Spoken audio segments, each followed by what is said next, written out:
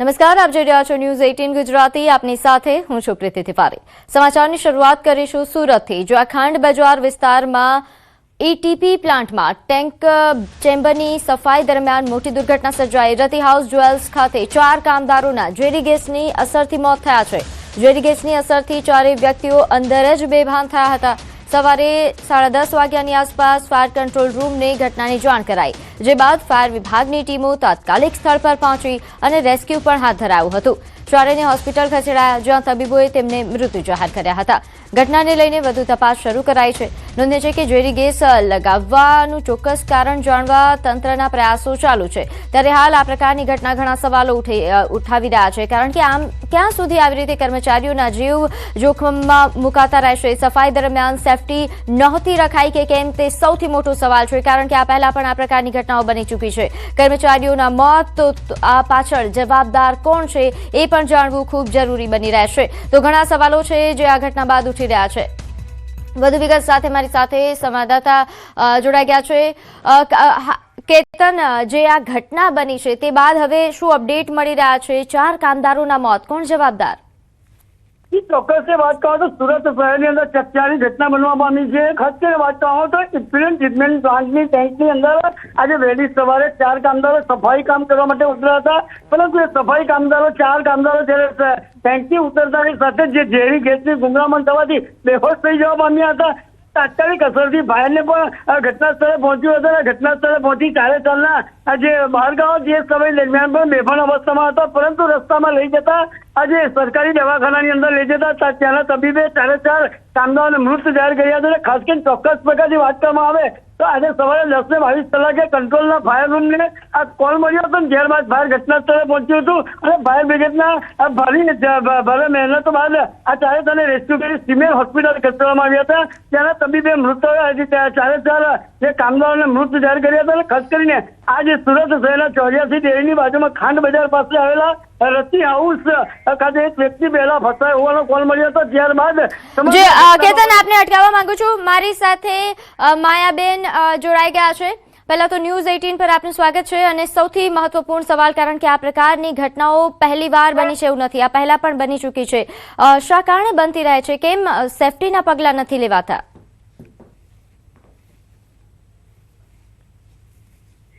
એસએમસીના fire વિભાગને જી hello જી બોલો. Hello જી બોલો, આપનો અવાજ આવી રહ્યો છે. એસએમસી ફાયર વિભાગ દ્વારા મને 10:22 કોલ મળેલ તો રતિ જ્વેલર્સ ખાંડ બજાર ની પાછળ ત્યાં ટેન્કમાં 4 વ્યક્તિઓ ફસાયેલા હતા જી તેવી માહિતી મને આ ફાયર વિભાગ દ્વારા મળેલી હતી.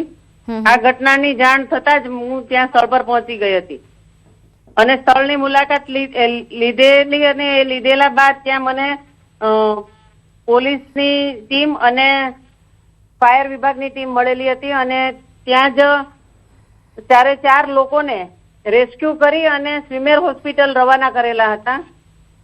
હાલ હોસ્પિટલમાંથી મળતી માહિતી મુજબ 2 વ્યક્તિઓને મૃત જાહેર કરેલા છે.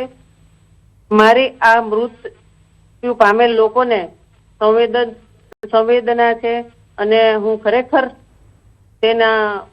મને આ દિલમાં ખૂચે છે કે આ વ્યક્તિના પરિવારને સહન કરવાની ભગવાન શક્તિ આપે. બિલકુલ, પરંતુ માયાબેન, જે રીતે આપે દિલગીરી વ્યક્ત તો કરી છે, મેયર તરીકે હવે આગળના આપના પગલાં શું રહેશે? હવે આવી ઘટના ન બને, આવી દુર્ઘટના ન સર્જાય, તેના માટે શું પગલાં લેશો? મેં ત્યાં જ જાણ કરી છે ફાયર વિભાગ, પોલીસ વિભાગને કે સચોટ રીતે માહિતી મેળવી અને કડક પગલાં લેવામાં આવે. કડક પગલાં નહીં, પણ એ થોડું સ્પષ્ટ જણાવશો, કારણ કે પગલાં તો આ પહેલા પણ લેવાયા હશે, નિયમો તો આ પહેલા પણ બનેલા છે, તેમ છતાં આ પ્રકારની દુર્ઘટનાઓ બનતી રહે છે.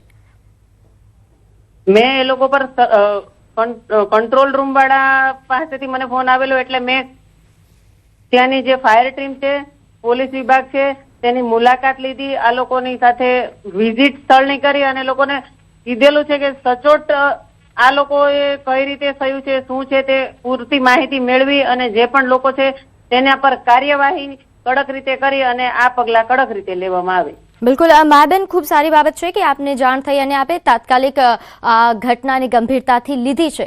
પરંતુ મારે એ જાણવું છે કે આ ઘટના બાદ આવી ઘટના ન બને તેના માટે આ વિસ્તારમાં કે સુરતભરમાં જે આ પ્રકારના ટેન્ક્સ છે, જ્યાં કામદારો આ રીતે જીવના જોખમે કામ કરી રહ્યા છે, તેમને આ પ્રકારનું કામ ન કરવું પડે, તેમને સેફટી પ્રોવાઈડ થાય, તે આપ કઈ રીતે કન્ફર્મ કરશો? તેના માટે કેવા પગલાં લેશો? આ બાબતે પણ બેન હું ખૂબ સંવેદનશીલ છું અને હું કડક પગલાં આ લોકોને સ્ટ્રિક્ટ સૂચના છે. જી માયાબેન, આ ઉપરાંત હવે કારણ કે જે રીતે આપે જણાવ્યું કે 4 લોકોના મોત થયા છે, તેમના પરિવાર માટે ખૂબ કપરો સમય છે, આપ તેમના માટે કોઈ આપ સહાય જાહેર કરવાના છો કે તેમના માટે કોઈ પગલાં લેવાના છો? આ ઘટના બેન ઇન્ડસ્ટ્રીયલની છે. આ ઘટના ઇન્ડસ્ટ્રીયલની છે, પ્રાઇવેટ છે, રતિ જ્વેલર્સની છે. અમે એમાં જે પણ કઈ થશે તેની હું તકેદારી લઈશ. જી, અને તંત્ર તરફથી કોઈ એમને સહાય નહીં પ્રોવાઈડ થાય? જે ઇન્ડસ્ટ્રી છે તેઓ સહાય કરશે? જે થતું હશે તે હું અહીંયાથી જોઈ અને મદદ કરીશ અને ઇન્ડસ્ટ્રી વાળાને ચોક્કસ કહીશ કે આ લોકોને કઈ પણ. જી, આપની વાત થઈ છે આ ઇન્ડસ્ટ્રીઝ ના જે સંચાલકો છે જે પણ? હું સ્થળ પર પહોંચી ત્યારે કોઈ ત્યાં હતું નહીં, ફાયર અને પોલીસ બે હતી. જી, તો આપ તેમની સાથે વાત કરીને કોઈ સૂચના આપવામાં માંગો છો? કઈ આપણે સંપર્ક કરવાનો પ્રયાસ કર્યો? અમારા ત્યાં ચાલુ જ છે બેન કે અમને આ ઇન્ડસ્ટ્રીયલના જે પણ છે એની સાથે હું જે પણ હશે તે મળીને એમની સાથે વાત કરીશ. અને ખરેખર હું દુઃખની લાગણી અનુભવું છું કે અમે મારા સુરત શહેરના નગરજનના 4 વ્યક્તિ ખોયા. બિલકુલ બિલકુલ, ખૂબ દુઃખદ ઘટના છે અને મેયર બન્યા બાદ મને લાગે છે કે આ સૌથી મોટી સમસ્યા આપની સામે પહેલી મોટી સમસ્યા આવી હશે જેને આપે હેન્ડલ કરવાની છે. જી માયાબેન, આભાર આપ જોડાયા તે બદલ. તો જે રીતે મેયરે જણાવ્યું કે તેઓ પગલાં લેશે, કડક પગલાં લેશે તેવું તેમણે માહિતી આપી છે કે આ પ્રકારની ઘટના ન બને તેના માટે તેઓ તકેદારી રાખે, આવા ઇન્ડસ્ટ્રીયલ એરિયામાં જે કર્મચારીઓની સેફટી પ્રોવાઈડ કરવામાં જ્યાં ખામી રહી જાય છે તેને લઈને કડક પગલાં લેવાય તેવી તેમણે વાત કરી છે. હવે જોવું રહ્યું કે મેયરે તો ન્યૂઝ 18 ગુજરાતી પર આ પ્રકારની માહિતી આપી દીધી છે. વાત કરતા કરતા તેઓ રડી પણ પડ્યા, ભાવુક થઈ ગયા હતા. અને કારણ કે ઘટના જેવી છે, એક સાથે 4 કામદારોના મોત થયા છે, જે ખૂબ જ દુઃખદ બાબત છે. માયાબેન દ્વારા હાલ જે માહિતી આપવામાં આવી છે, આપને એ પણ જણાવી દઈએ કે જ્યારે મેયરને જાણ થઈ હતી આ ઘટનાની, તેઓ તાત્કાલિક પહોંચ્યા હતા. તાત્કાલિક તેમને ત્યાં તમામ જે ફાયર વિભાગના અધિકારીઓ છે તેમની સાથે વાત કરી હતી અને તમામ તાત્કાલિક પગલાં તેમને પહોંચી રહે, જે ત્યાં અસરગ્રસ્તો છે તેમને લઈને તે પણ પ્રયાસો હાથ ધર્યા હતા. તો સુરત શહેર કે જેમણે 4 લોકોને ગુમાવ્યા છે, 4 કામદારો કે જે સેફટીના અભાવે જે પણ ખામી રહી છે તેના કારણે તેમને જીવ ગુમાવ્યો છે. પરંતુ હવે સવાલ એ જ થાય છે કે હવે આગળ આ પ્રકારની ઘટના ન બને અને જે આ ઘટના પાછળ જવાબદાર છે તેમના વિરુદ્ધ કેવા પ્રકારની કાર્યવાહી થાય, કારણ કે કડક કાર્યવાહી થાય, દાખલારૂપ કાર્યવાહી થાય એ ખૂબ જ જરૂરી છે. કારણ કે આ પ્રકારની ઘટના એવું નથી કે પહેલીવાર બની છે, આ પહેલા પણ ઘણીવાર આ પ્રકારની ઘટનાઓ બની ચૂકી છે. ત્યારે પણ તંત્ર દ્વારા નિયમો જાહેર કરવામાં આવે છે, સૂચનાઓ આપવામાં આવે છે, પરંતુ તેની અસર દેખાતી ન હોય તેવું સ્પષ્ટપણે દેખાઈ રહ્યું છે. આ પ્રકારે ક્યાં સુધી આ કામદારો પોતાનો જીવ ગુમાવતા રહેશે તે સૌથી મોટો સવાલ છે. એક કડક કાર્યવાહી થાય, તમામ જે સંચાલકો છે, તમામ એ ઉદ્યોગકારો જે આ પ્રકારે કામદારોના જીવ જોખમમાં મૂકી રહ્યા છે તેમને પણ હવે સજાગ થવાની જરૂર છે, કારણ કે છેલ્લે તમારે પણ હેરાન થવાનો સમય આવશે. તો મારી સાથે હાલ કોંગ્રેસ નેતા અસલમ સાયકલવાલા જોડાઈ ગયા છે. જે આપનું ન્યૂઝ 18 પર સ્વાગત છે. સુરતમાં જે ખૂબ જ દુઃખદ ઘટના બની છે, એક સાથે 4 કામદારોએ જીવ ગુમાવ્યો છે, શું પ્રતિક્રિયા? જે આજે ઘટના છે એ ખૂબ જ દુઃખદ છે. શ્રમિક જે કામદારોના મોત થયા અને પરિવારના સાથે પૂરી સંવેદના છે.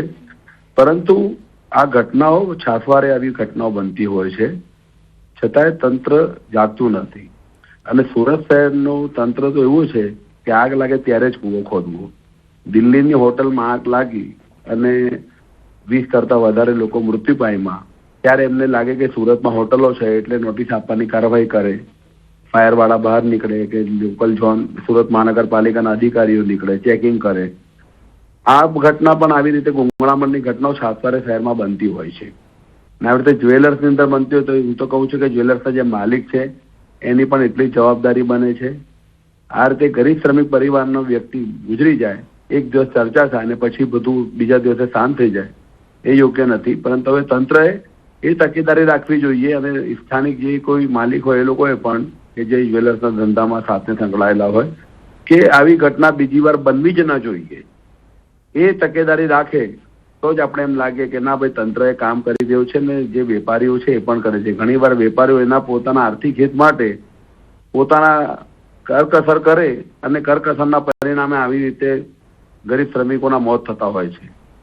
પરંતુ હું એમ માનું છું કે તંત્રએ તાત્કાલિક અસરથી કામગીરી કરવી જોઈએ અને પોલીસ તપાસ નિષ્પક્ષ રીતે થાય અને આમાં જે કઈ કસૂરવાર ઠરે એને જેલના સળિયા પાછળ ધકેલવા જોઈએ એવી આપણે અપેક્ષા રાખીએ. બિલકુલ અસલમભાઈ, હમણાં અમારી મેયર સાથે વાત થઈ હતી.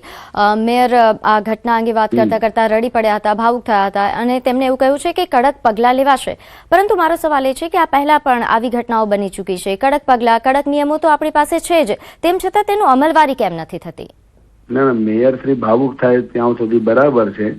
એમનું કામ છે કે એમનું જે તંત્ર છે જ્યાં બેઠા છે સુરતના પ્રથમ નાગરિક તરીકે, મહાનગરપાલિકાના મેયર તરીકે, તો એમને એ જોવું જોઈએ કે એમાં એમના અધિકારીઓને એમના તંત્રની પણ શું ભૂલ છે.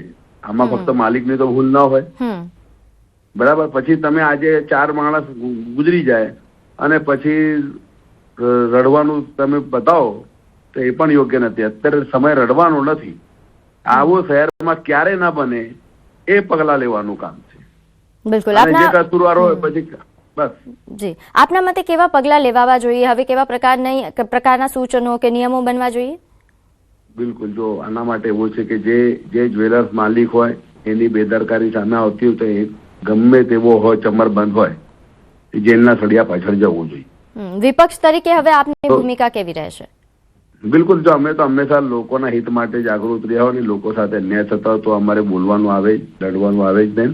ગાંધી ચિંધ્યા માર્ગે અમારી આંદોલનો શરૂ ચાલુ જ હોય છે શહેરમાં.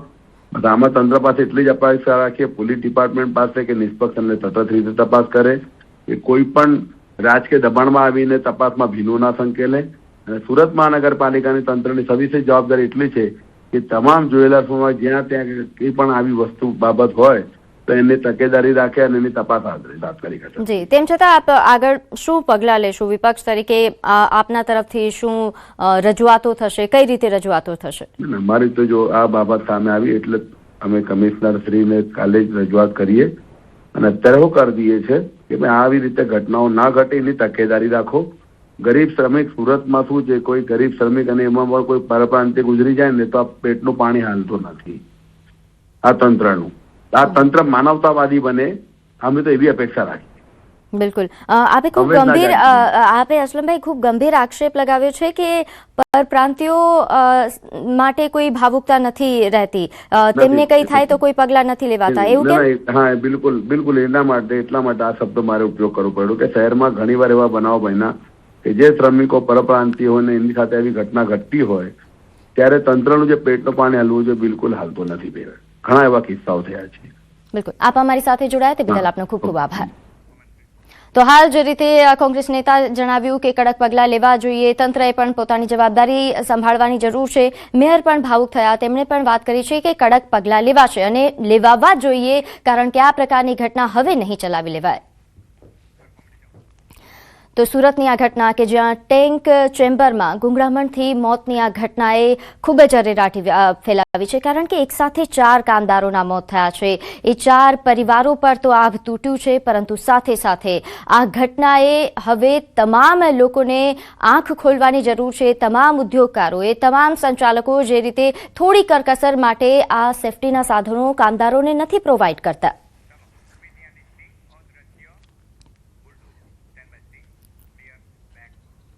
હવે આગળ વાત અદ્રશ્ય બુલડોઝર પર.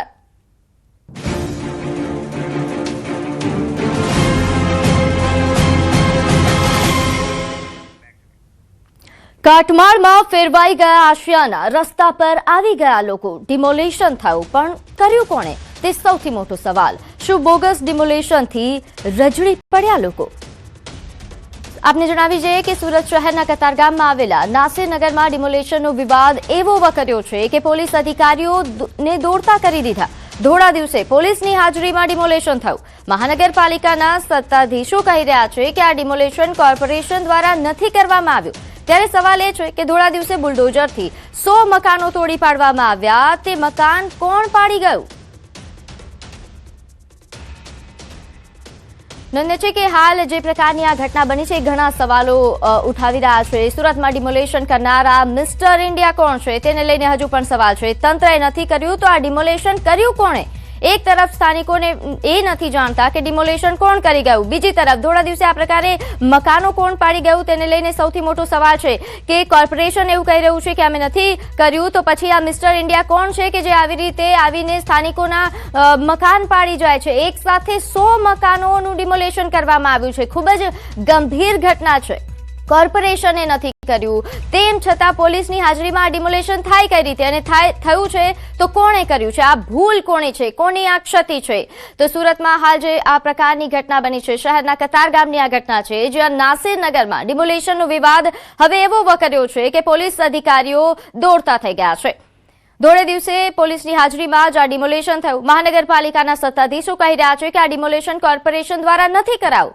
ત્યારે સવાલ એ થાય છે કે ધોળે દિવસે બુલડોઝરથી 100 મકાનો તોડી પાડવામાં આવ્યા તે મકાન કોણ પાડી ગયું સુરતમાં ડિમોલેશન કરનાર આ મિસ્ટર ઇન્ડિયા કોણ છે એક તરફ સ્થાનિકોને એ નથી ખબર કે ડિમોલેશન કોણ કરી ગયું બીજી તરફ સ્ટેન્ડિંગ કમિટીના ચેરમેન એવું કહી રહ્યા છે કે એસએમસી લાઇન દોરી માટે ગયા હતા તેના માટે પોલીસ બંદોબસ્ત માંગ્યો હતો પાલિકાએ ડિમોલેશન નથી કર્યું આશ્ચર્યની વાત તો એ છે કે એસએમસીના બચાવમાં ધારાસભ્ય પણ ઉતર્યા છે કતારગામના ધારાસભ્ય વિનુ મોરડિયાએ દાવો કર્યો છે કે મનપામાંથી કોઈએ બાંધકામ તોડવાનો આદેશ નથી કર્યો તો પછી આ કોણે ડિમોલેશન કર્યું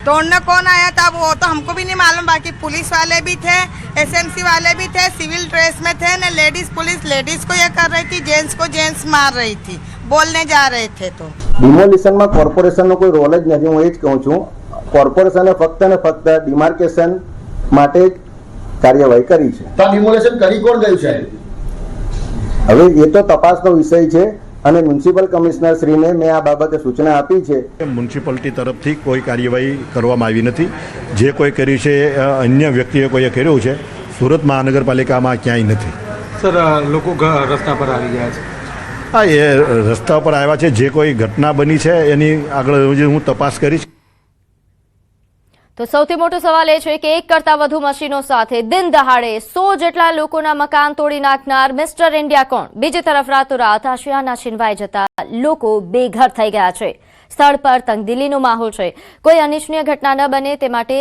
પોલીસ બંદોબસ્ત તૈનાત કરી દેવાયો છે જ્યારે કોણે બુલડોઝર ચલાવ્યું તેના સસ્પેન્સ પરથી પડદો ક્યારે ઊંચકાશે તે જોવું રહ્યું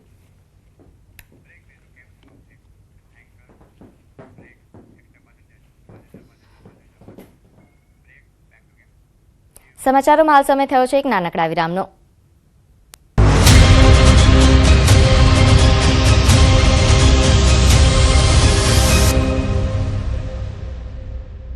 ખેડૂતો માટે ખુશીના સમાચાર ગુજરાતથી ચોમાસું માત્ર 400 કિલોમીટર દૂર તો હજુ 7 દિવસ પડશે વરસાદ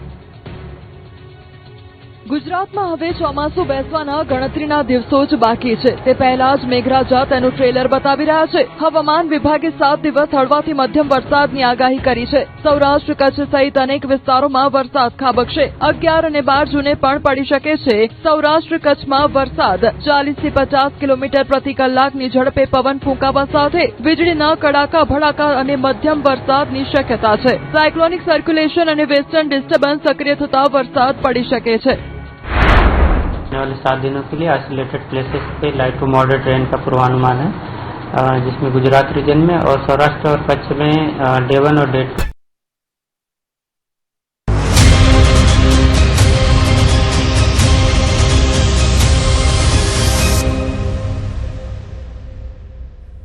વિરામ બાદ આપનું સ્વાગત છે. આગળ વાત કરીએ મહીસાગરની, જ્યાં નલ સે જલ કૌભાંડમાં 3 કોન્ટ્રાક્ટરોની ધરપકડ થઈ છે. નવીન ભરવાડ, મનહર પટેલ અને પ્રદીપ શેઠ નામના 3 કોન્ટ્રાક્ટરોની ધરપકડ, જે અંતર્ગત વડોદરા સીઆઈડી ક્રાઇમમાં ફરિયાદ નોંધાઈ હતી. આ કૌભાંડમાં કોન્ટ્રાક્ટરોની સરપંચોની ભૂમિકા સામે આવતા કેટલાક વાસ્મોના કર્મચારીઓ, સરપંચો અને કોન્ટ્રાક્ટરની ધરપકડ થઈ છે.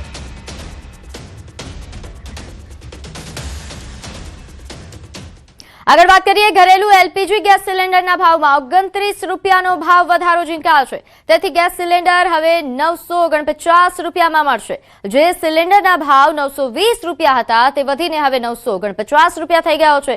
દેશભરના કરોડો ગ્રાહકો પર વધારાનો બોજ પડી રહ્યો છે. તેથી ગૃહિણીઓનું બજેટ ખોરવાયું છે. છેલ્લા 3 મહિનામાં ઘરેલું એલપીજીના ભાવમાં આ બીજી વખત વધારો ઝીંકાયો છે.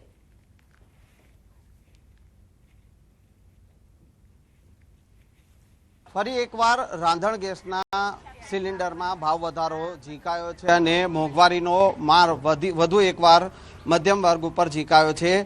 પહેલાં ગયા મહિને આ જે ગેસ સિલિન્ડર જે છે કે જે 920 રૂપિયામાં મળતો હતો અને હવે જે 29 રૂપિયા જેટલો ભાવ વધારો આ ગેસ સિલિન્ડરમાં થયો છે. એટલે હવે આ રાંધણ ગેસનો સિલિન્ડર જે છે તે 949 રૂપિયામાં પડશે. સર, તો મધ્યમ વર્ગના પરિસ્થિતિવાળાને પણ એટલી બધી થાય છે, તો એનાથી નીચેની પરિસ્થિતિવાળા હશે એમને તો બહુ અસર થતી હશે, મારું એવું માનવું છે. પણ જે સિલિન્ડરના ભાવ ઓલરેડી સરકારે વધારેલા તો હતા જ, પરંતુ હજી પણ વધાર્યા છે. તો મારી સરકારને એવી અપીલ છે કે હવે આ ભાવ વધારો જે છે એને વધારવો જોઈએ નહીં. આમાં શું આપણો ખેતી પ્રધાન દેશ છે અને આપણે જીવન જરૂર બધા 70% તો બધા મિડલ ક્લાસમાં જ આવે છે. તો પછી એમને ધ્યાનમાં રાખીને જે જીવન જરૂરિયાતની ચીજ વસ્તુ હોય કે જેમ શાકભાજી, દૂધ ને થોડુંક ટ્રાન્સપોર્ટેશન, એવી રીતે એના એ ભાવ વધારાને થોડો કંટ્રોલ કરી શકાય. વર્ગવાળા છે એટલે અમે પહોંચી વળતા નથી, એટલે એનું કંઈક રાંધણ ગેસના સિલિન્ડરમાં જે ભાવ વધારો થયો છે ને એ પહેલા દૂધમાં પણ ભાવ વધારો થઈ ચૂક્યો છે, શાકભાજી પણ મોંઘું જોવા મળી રહ્યું છે, પેટ્રોલ ડીઝલમાં પણ ભાવ જે છે તે વધી રહ્યા છે અને તેને લઈને ક્યાંક ને ક્યાંક ગૃહિણીઓનું બજેટ ખોરવાઈ રહ્યું છે અને મધ્યમ વર્ગની જે છે તે કમર તૂટી રહી હોય તેવું જોવા મળી રહ્યું છે. કેમેરામેન ખેંગા રાઠોડ સાથે સંજય ટાંક, ન્યૂઝ 18 ગુજરાતી, અમદાવાદ. આગળ વાત કરીએ, આણંદના બોરસદની દીકરી વિધિ મેઘાના મૃતદેહને વતન લવાયો. આપને જણાવી દઈએ કે 15 મેના રોજ વિધિની કેનેડામાં હત્યા થઈ હતી. મૃતદેહ વતન બોરસદ લવાતા લાગણીસભર દ્રશ્યો સર્જાયા, જ્યાં પરિવારના સભ્યોએ દીકરી વિધિ મેઘાને ભારે હૈયે વિદાય આપી. 23 દિવસ બાદ કફનમાં લપેટાયેલો વિધિનો મૃતદેહ વતન પહોંચ્યો હતો. ઉજ્જવળ ભવિષ્યના સપના અધૂરા રહી જતા પરિવાર શોકમાં ગરકાવ થયો છે. માતા પિતાએ કાપતા હાથે પોતાની લાડકી દીકરીને અંતિમ વિદાય આપી. વિદેશમાં હત્યાનો ભોગ બનેલી દીકરીની વિદાયે સમગ્ર બોરસદ શોકમગ્ન બન્યું. આગળ વાત કરીએ, દેવભૂમિ દ્વારકા જિલ્લાના ખંભાળિયા તાલુકામાં માર્ગની ખરાબ હાલત અને ધીમી ગતિએ ચાલી રહેલા માર્ગ નિર્માણ કાર્યને લઈને સ્થાનિકો તેમજ વાહન ચાલકોમાં ભારે રોષ છે. ખંભાળિયા પોરબંદર માર્ગ, જે 30 થી 40 ગામોને જોડતો મહત્વનો માર્ગ છે, છેલ્લા 20 દિવસથી અધૂરા કામના કારણે ચર્ચામાં છે. કોન્ટ્રાક્ટર દ્વારા માર્ગની એક બાજુ ખોદકામ કર્યા બાદ કામગીરી ધીમી ગતિએ ચાલી રહી હોવાથી વાહન વ્યવહાર પ્રભાવિત થયો છે. ધૂળની સમસ્યા, ટ્રાફિક જામ, અકસ્માતનો ભય વધતા સ્થાનિકો મુશ્કેલીમાં મુકાયા છે. ચોમાસું નજીક હોવાથી સમયસર કામ પૂર્ણ નહીં થાય તો વધુ હાલાકી સર્જાવાની ભીતિ વ્યક્ત કરવામાં આવી રહી છે. આ ઉપરાંત સ્થાનિકોએ તંત્ર અને કોન્ટ્રાક્ટરને માર્ગનું કામ ઝડપથી પૂર્ણ કરી વાહન ચાલકો અને ગ્રામજનોને રાહત આપવાની માંગ કરી છે. હવે જોવાનું એ રહેશે કે આ મહત્વના માર્ગનું કામ કેટલા સમયમાં પૂર્ણ થાય છે અને લોકોને હાલાકીમાંથી ક્યારે મુક્તિ મળશે. આપણે આ રસ્તાનો ખંભાળિયા અને પોરબંદર જોડતો રસ્તો છે, આપણે 1.5 કિલોમીટરનો રસ્તો, પર એ 1.5 મહિના દિવસથી જે ચાલુ છે એનો એક સાઈડનો રસ્તો બંધ કરેલો છે. તે આપણે એક સાઈડ રસ્તો ચાલુ છે, એક્સિડન્ટ થવાનો ચાન્સ વધારે છે. તો આવનાર સમયમાં ચોમાસું આવે છે તો આપણે રસ્તો ચાલુ નહીં થાય તો આપણે ટ્રાફિકની સમસ્યા વધારે છે. કેમ કે મેન આપણે સલાઈવાળો રસ્તો પણ બંધ રાખેલો છે. એને સલાયા ફાટકવાળો રસ્તો બંધ છે. અહીંયા ટ્રાફિક થાય એને સામે ખાડા ખડબાવાળો રસ્તો એક જ સાઈડ ખુલ્લી છે. તો અમારી માંગ એ છે, ભલે આ જલ્દી કરે ને જેમ બને ને એમ જલ્દી કરે તો આ એક માણસને આવવા જવાનો રસ્તો ખુલ્લો થાય અને એક બેરોજગારી છે.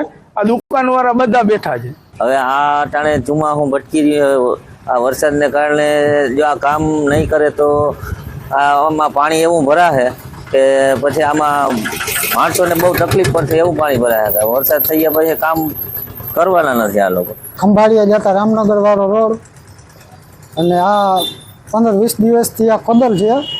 હજી કામ ધીમી ગતિએ કામ હાલે છે બરોબર. એક સાઈડ ચાલુ છે, એક સાઈડ બંધ છે અને રોજ ટ્રાફિકની સમસ્યા થાય છે. આગળ વાત કરીએ અમદાવાદમાં વધતી પાણીની માંગ અને ઘટતા ભૂગર્ભ જળસ્તરને ધ્યાનમાં રાખીને અમદાવાદ મહાનગરપાલિકા દ્વારા કેચ ધ રેઇન અભિયાન શરૂ કરવામાં આવ્યું છે. આ અભિયાન અંતર્ગત અમદાવાદ મ્યુનિસિપલ કોર્પોરેશનની આશરે 1750 જાહેર ઇમારતોમાં rooftop rain water harvesting system સ્થાપિત કરવાની યોજના અમલમાં છે, જેમાંથી 800થી વધુ સિસ્ટમનું કામ પૂર્ણ થઈ ચૂક્યું છે. ચોમાસા પૂર્વે અંદાજે 1000 સિસ્ટમ કાર્યરત થવાની સંભાવના છે. આ યોજના હેઠળ છત અને ખુલ્લા વિસ્તારોમાં પડતા વરસાદી પાણીને એકત્ર કરી ફિલ્ટરેશનની પ્રક્રિયા બાદ રિચાર્જ વેલ અને ટ્યુબવેલ મારફતે જમીનમાં ઉતારવામાં આવે છે, જેથી ભૂગર્ભ જળસ્તર વધારી શકાય. એએમસીએ આ અભિયાન હેઠળ 350 મિલિયન લીટર વરસાદી પાણીના સંચયનું લક્ષ્ય નક્કી કર્યું છે. કેચ ધ રેન કેન્દ્ર સરકારે જે યોજના મૂકી હતી એ અનુસંધાને મને નરેન્દ્રભાઈનું આહવાન હતું અને એ આહવાનના ભાગરૂપે આખા અમદાવાદે એ મુહિમને ઉપાડી લીધી હતી મહાનગરે. અને મહાનગરની અંદર સૌથી વધુ જે કેચ ધ રેનનો પ્રોગ્રામ કરવાનો હતો એની અંદર આપણે કર્યા છે. 1000થી વધુ જગ્યા ઉપર આપણે પરકોલ્ડરિંગ વેલ, ખંભાતી કૂવા, પાણી જમીનમાં ઉતારવા માટે જે સંગ્રહ કરવાનો હતો એ સંગ્રહ કદાચ ઇન્ડિયા લેવલે આપણે 3જા નંબરે અમદાવાદ શહેર આવ્યું છે. આગળ વાત કરીએ મધ્યપ્રદેશના રતલામ રેલવે સ્ટેશનના પ્લેટફોર્મ નંબર 4 બહાર ફરી એકવાર વાહન ટકરાવવાની બાબતે વિવાદ સર્જાયો અને ભારે હોબાળો થયો. નશાની હાલતમાં રહેલા કેટલાક લોકો વચ્ચે બોલાચાલી બાદ મામલો મારામારી સુધી પહોંચી ગયો. ઘટનાનો વિડીયો સોશિયલ મીડિયા પર વાયરલ થઈ રહ્યો છે, જેમાં બંને પક્ષો એકબીજા સાથે ઝપાઝપી કરતા જોવા મળે છે. આ દરમિયાન આસપાસના હાજર લોકો ઘટનાનો વિડીયો ઉતારતા રહ્યા. સ્થાનિકોનું કહેવું છે કે રેલવે સ્ટેશનનો પાર્કિંગ વિસ્તાર છેલ્લા કેટલાક સમયથી વારંવાર ઝઘડા અને અસામાજિક તત્વોની પ્રવૃત્તિઓના કારણે ચર્ચામાં રહે છે. આ વિસ્તારમાં સતત બનતી આવી ઘટનાઓ વચ્ચે રેલવે પોલીસની કામગીરી પર પણ સવાલો ઉઠી રહ્યા છે. જોકે રેલવે પોલીસનું કહેવું છે કે આ મામલે હજુ સુધી કોઈ ફરિયાદ નથી નોંધાઈ.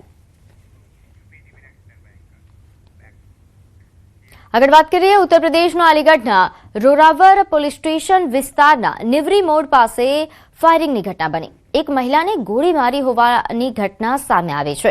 બાઇક પર આવેલા 2 નકાબપોશ બદમાશોએ જાહેરમાં મહિલાને નિશાન બનાવી ફાયરિંગ કર્યું હતું. સમગ્ર ઘટના નજીકમાં લાગેલા સીસીટીવી કેમેરામાં કેદ થઈ ગઈ છે, જેમાં હુમલાખોરો ગોળીબારી કરીને ફરાર થતા જોવા મળે છે. ગોળી વાગતા મહિલા ગંભીર રીતે ઘાયલ થઈ હતી, જેને તાત્કાલિક જિલ્લા હોસ્પિટલમાં ખસેડવામાં આવી હતી. પ્રાથમિક તપાસમાં જૂની અદાવતના કારણે હુમલો કરવાનું સામે આવ્યું છે. પોલીસે સીસીટીવી ફૂટેજના આધારે કેસની તપાસ શરૂ કરી છે અને ફરાર આરોપીઓની શોધખોળ માટે કાર્યવાહી તેજ કરી છે.